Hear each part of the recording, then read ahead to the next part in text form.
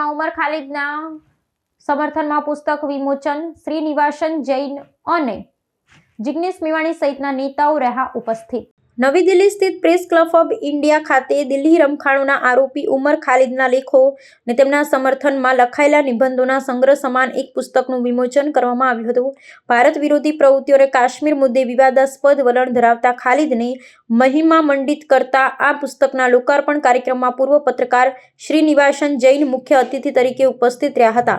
ઉલ્લેખનીય છે કે ઉમર ખાલિદ હાલમાં જેલમાં છે અને તેના પર દેશના સાર્વભૌમત્વને જોખમવાના ગંભીર આક્ષેપો થયેલા છે, જેને કારણે આ આયોજન સોશિયલ મીડિયા અને રાજકીય વર્તુળોમાં ચર્ચાનું કેન્દ્ર બન્યું છે। પુસ્તકમાં રોમિલા થાપર, રામચંદ્ર ગુહા, આનંદ તેલતુંબડે અને મુકુલ કેશવન જેવા ડાબેરી વિચારકો તેમજ જિગ્નેશ મેવાણી, પ્રકાશ રાજ અને સ્વરા ભાસ્કર જેવી વિવાદાસ્પદ રાજકીય અને સામાજિક હસ્તીઓના લેખોનો સમાવેશ કરવામાં આવ્યો છે।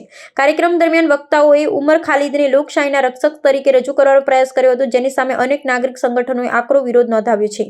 વિરોધ કરી રહેલા પક્ષોનું કહેવું છે કે જે વ્યક્તિ પર ભારતના ટુકડા કરવાના ઈરાદા, રમખાણો ભડકાવવાનો આરોપ હોય ત્યારે બૌદ્ધિક મંચ પૂરો પાડવો એ રાષ્ટ્રીય સુરક્ષા અને ન્યાયિક પ્રક્રિયાનું અપમાન છે। પુસ્તક વિમોચનના આ કાર્યક્રમે ફરી એકવાર અભિવ્યક્તિની સ્વતંત્રતા અને રાષ્ટ્ર વિરોધી પ્રચાર વચ્ચેની ભેદરેખા અંગે નવી ચર્ચા છેડી છે। કાર્યક્રમના સ્થળ એટલે કે પ્રેસ ક્લબની બહાર પણ સુરક્ષાના ચુસ્ત બંદોબસ્ત વચ્ચે કેટલાક જૂથો દ્વારા સૂત્રોચ્ચાર કરવામાં આવ્યા હતા।